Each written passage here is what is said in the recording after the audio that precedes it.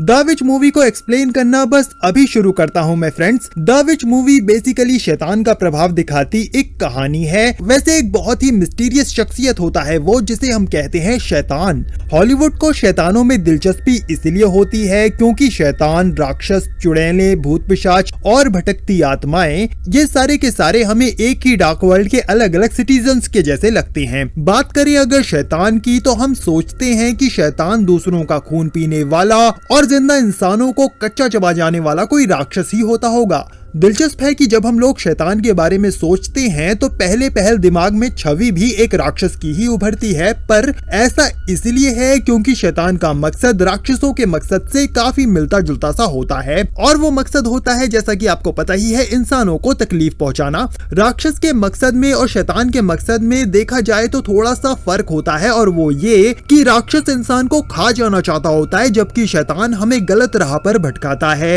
वो हमें भ्रम में डालता है, ठीक से सोचने नहीं देता, हमें अपनों से ही लड़वाता है। आखिर में गलत राह भटकते हुए जब हमारी बदतर हालत हो जाती है तो वो दूर बैठकर तमाशा देखता है, मानो जैसे हमारी बर्बादी का जश्न मना रहा हो। शैतान के इस मकसद को वैसे बहुत अच्छी तरह से समझाती है 2015 में आई the witch movie friends. Movie के शुरू में हम देखते हैं कि विलियम को फैमिली समेत कोर्ट में बुलाया गया था। विलियम के परिवार में विलियम की बीवी कैथरीन, बड़ी बेटी थॉमसिन और उससे छोटा बेटा कैलब था। साथ ही इनके 3 बच्चे और भी थे। वाओ! पुराने समय में मुस्लिम धर्म के अलावा भी सब धर्मों में बड़े परिवारों का चलन था वाकई। जहाँ तो कैथरीन का थॉमसिन से कुछ खास लगाव नहीं था, वहीं विलियम को अपने सबसे छोटे बच्चे से कोई विशेष प्यार नहीं था। कोर्ट में विलियम को जजेस क्लियरली अब कह देते हैं कि विलियम, तुम हमारे बनाए नियमों को नहीं मानते हो और मनमानी करते रहते हो। अगर तुम्हें अपने ही तरीके से जीना है तो जाओ, गांव छोड़कर चले जाओ तुम, और अगर गांव में रहना है तो हमारे नियमों में रहकर जियो।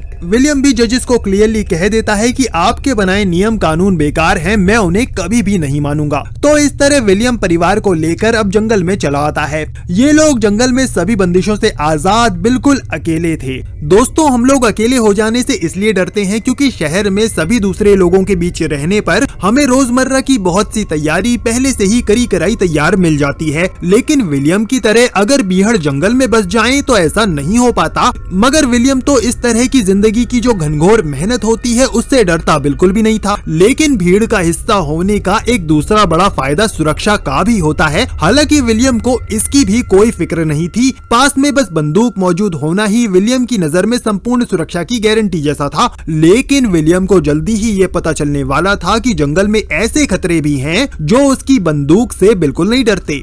बहरहाल अभी तो ये परिवार अकेले में जंगल में खुशहाल जिंदगी की ही उम्मीद कर रहा था। परिवार में सबको उनके इंटरेस्ट और एबिलिटी के हिसाब से कामों का बंटवारा था। एक दिन की बात है, थॉमसिन अपने सबसे छोटे भाई को घुमाने के लिए ले जाती है। थॉमसिन ने जब बच्चे को जमीन पर रखा हुआ था तो बस कुछ पल के लिए नजरें क्या हटी कि बच्चे को कोई उठा ले गया। हम देखते हैं कि थॉमसिन अपने भाई को जंगल में ढूंढ नहीं पाती। बच्चा दरअसल एक विच के हाथों पड़कर मारा जा चुका था। किसी अपने के दुनिया से चले जाने पर कई दिन काम की छुट्टी रखकर मातम मनाना, ये सब जंगल की अकेलेपन वाली जिंदगी में पॉसिबल नहीं हो पाता, क्योंकि या तो आप रात दिन कड़ी मेहनत करते रहते हो या बचे वक्त में आराम। आपको इसी से ही फुर्सत नहीं मिल पाती। तो अगले दिन की बात है, जब कैलब अपने पिता विलियम के साथ मिलकर शिकार कर रहा था तो विलियम से वो अब कहता है कि आपको अपना बच्चा खो देने का दुख क्यों नहीं है पापा? क्या मैं मर जाऊं तब भी आप दुखी नहीं होगे? तो विलियम उसे बताता है कि वो बच्चा हमारे परिवार का हिस्सा कभी था ही नहीं, वो तो हमें सड़क किनारे पड़ा मिला था। ये सुनकर कैलब काफी शॉक हो जाता है। इतने में इन्हें एक खरगोश दिखा। शिकार करने के लिए जो ही विलियम ने गोली चलानी चाही तो विलियम की ही आंख जख्मी हो गई थी। इधर थॉमसिन के दोनों सिबलिंग्स जब थॉमसिन के मना करने पर भी उस काले बकरे से जब लगातार खेलते ही रहे तो वो बकरा गुस्से में उन दोनों छोटे बच्चों को आज मार ही डालता, पर ऐन वक्त पर विलियम बीच में आ गया। उसने किसी तरह से बकरे को काबू में करके शेड में बंद कर ही दिया, पर थॉमसिन को माँ से बहुत ज्यादा डांट सुननी पड़ी। थॉमसिन के साथ परिवार में सौतेली बेटी जैसा ही बर्ताव होता था, और जहाँ तक प्यार की बात है तो कैथरीन का प्यार तो बस कैलब को ही मिलता था। थॉमैसन को परिवार वालों के रवैये से, खासकर माँ के रवैये से दुख तो रहता, लेकिन तो भी वो परिवार में सबको प्यार ही करती थी। एक दिन की बात है जब थॉमैसन नदी पर कपड़े धो रही थी, कैलब भी वहाँ था। तभी वहाँ थॉमैसन की छोटी बहन आकर थॉमैसन का मजाक बनाने लगती है। वो थॉमैसन को कहती है कि थॉमैसन तुम एक विच हो। तो उसके बार बार इस तरह चिढ़ाने पर थॉमैसन को भी अब गुस्सा आ जाता है और वो कहती है कि हाँ, मैं एक विच हूँ क्योंकि मेरा दिल बहुत प्योर है, इसलिए शैतान ने मुझे चुना है। शैतान ने मुझसे अपनी किताब पर साइन कराकर मुझे विच बना दिया है और मेरा काम पता है क्या है?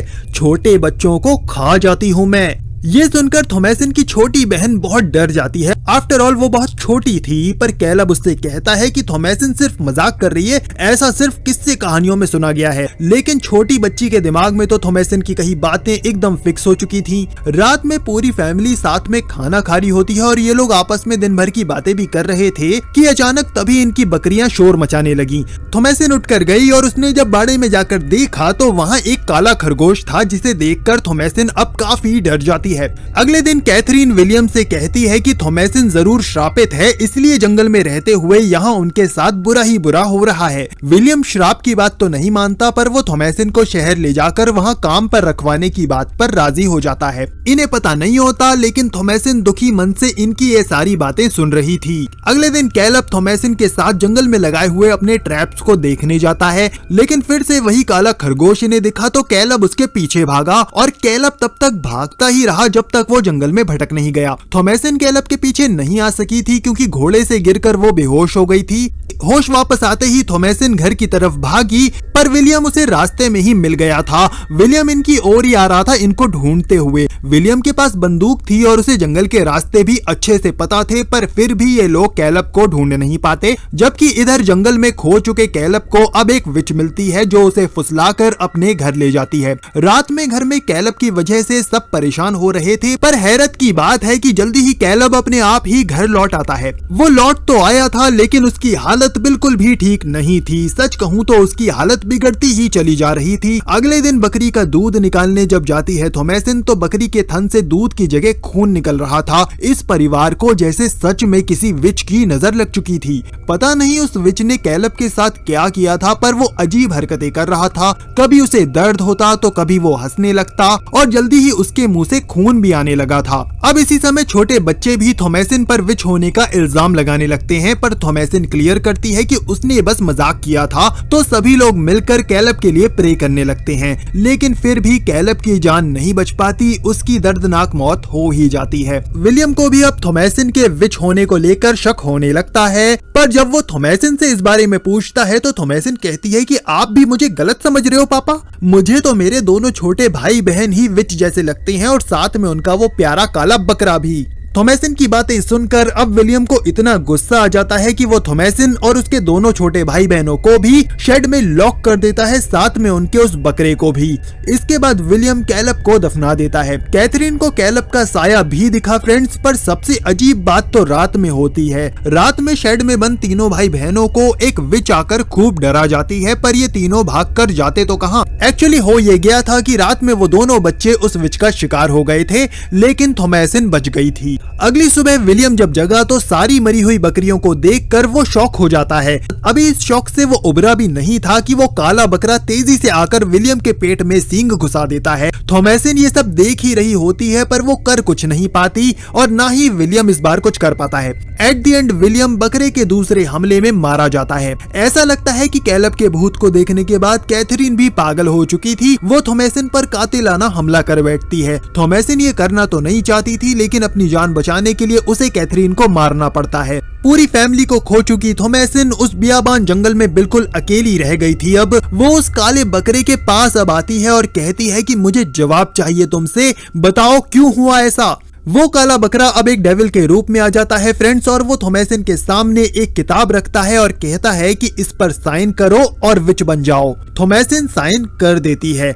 इसके बाद थॉमैसन उस बकरे के कहने पर जंगल में एक खास जगह पर जाती है, जहां जंगल में बहुत सारी विचेस आकर आग के सामने एक रिचुअल कर रही होती हैं। देखते ही देखते वो सब की सब विचेस हवा में उड़ने लगती हैं और उनके साथ थॉमैसन भी। इस तरह हवा में उड़ते वो हंस रही होती है और इसी के साथ ये मूवी यहाँ पर खत्म हो जाती है। हमने देखा कि थॉमैसन ने एक सुकून भरी जिंदगी की खातिर विच बनना चुन लिया फ्रेंड्स, पर असल में उसने अच्छा इंसान बने रहने से हार मान ली। यानी कहानी का एक कंक्लूजन ये बनता है कि कोई अच्छा इंसान अगर सिर्फ अच्छा ही बना रहे, गॉड को लेकर अपनी श्रद्धा न बढ़ाए, तो वो शैतान का शिकार बनता है। I mean, बन सकता है। शैतान के असली मकसद की बात करूं तो उसका एक ही असली मकसद होता है, जो है किसी को भी भगवान से ना मिलने देना। इसीलिए वो दुनिया में हर इंसान को पाप के ऐसे रास्ते पर भटकाता है जिस रास्ते पर चलते हुए भगवान पर श्रद्धा नहीं बढ़ती। इसके बावजूद भी थॉमैसन की तरह कुछ लोग होते हैं दुनिया में जो शैतान के भटकाने में नहीं आते। वो अच्छे ही बने रहना चाहते होते हैं, दूसरों को माफ करते रहते हैं, प्यार से सबको ट्रीट करते रहते हैं, और ऐसों को देखकर शैतान को डर लगने लगता है। वो सोचता है कि ये अच्छे इंसान अगर अच्छे ही बने रहे और कहीं इनमें श्रद्धा भी बढ़ गई तो ये तो भगवान तक पहुंच जाएंगे। इसीलिए शैतान उन अच्छे इंसानों के आसपास जो भी भटके हुए इंसान होते हैं ना, उनमें वो घुस जाता है और उन अच्छे इंसानों को परेशान करने लगता है। उसका मकसद होता है अच्छाई के रास्ते चलते इंसान को किसी तरह से बस भटका देना। यानी थॉमैसन ने जो अपनी बहन को कहा था कि शैतान अच्छे इंसानों को चुनता है, तो उसने बिल्कुल सही कहा था। शैतान मूवीज में ही नहीं फ्रेंड्स, असली जिंदगी में भी अच्छे इंसानों को ही चुनता है, लेकिन एक मुश्किल टास्क के जैसे चुनता है। वैसे एक सच तो ये भी है कि शैतान ने चुन तो हर इंसान को रखा हुआ है, वो हर एक इंसान के पीछे पड़ा है। आफ्टर ऑल वो किसी को भी आसानी से भगवान की गोद में नहीं बैठने देगा।